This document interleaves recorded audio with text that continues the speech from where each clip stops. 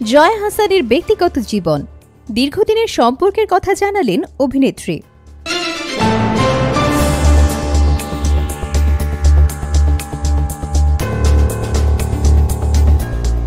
Welcome to CB news.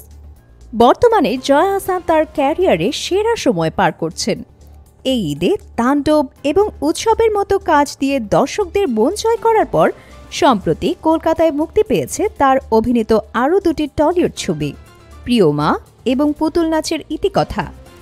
এই ছবিগুলোর প্রচারণামূলক কর্মসূচিতে অংশ নিয়েছিলেন জয়া। সে সময় কলকাতার একটি ইউটিউব চ্যানেল ইন্ডালজ এক্সপ্রেসকে দেওয়া এক সাক্ষাৎকারে তিনি তার সিনেমা ছাড়াও প্রথমবারের মতো বিস্তারিতভাবে কথা বলেন নিজের প্রেম এবং বিয়ে নিয়ে।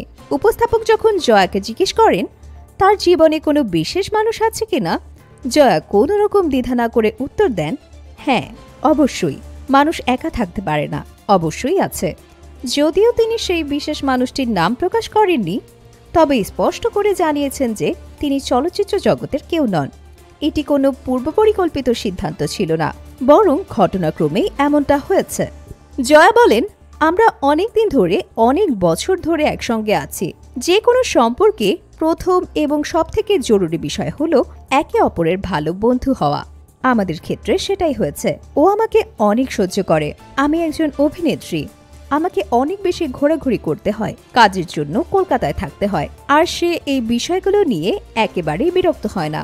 সে আমাকে কাজ করতে দেয়, এটা খুবই জরুরি, কারণ সবার একসঙ্গে সময় কাটানোর দরকার হয়, কিন্তু আমাদের সেই সুযোগটা এখনো হয়ে ওঠেনি। আমি খুব ব্যক্তিগত জীবনযাপন করি, আর সেও তাই। আমরা নিজেদের মতো করে থাকার চেষ্টা করি। উপস্থাপক যখন জিজ্ঞাসা করেন তার প্রিয় মানুষটির কোন দিকটা তার সব থেকে ভালো লাগে, জয়া দ্রুত উত্তর দেন, সে খুব শান্ত।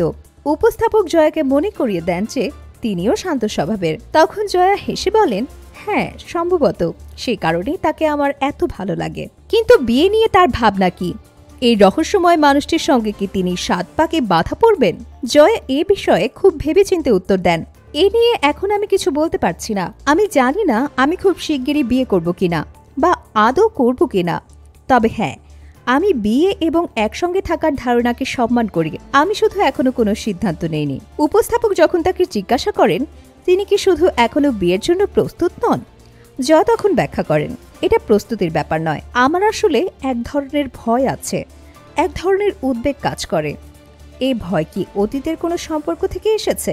জয়া স্বীকার করে বলেন, সম্ভবত, আমিও তাই মনে করি। এছাড়াও জয়া তার আসন্ন কয়েকটি সিনেমা এবং ওয়েব সিরিজের ইঙ্গিত দিয়েছেন, তবে এখনই বিস্তারিত কিছু জানাতে চাননি। ভিডিওটি ভালো লাগলে লাইক করুন এবং আমাদের চ্যানেলটি সাবস্ক্রাইব করতে ভুলবেন না। Subscribe now for daily news and updates.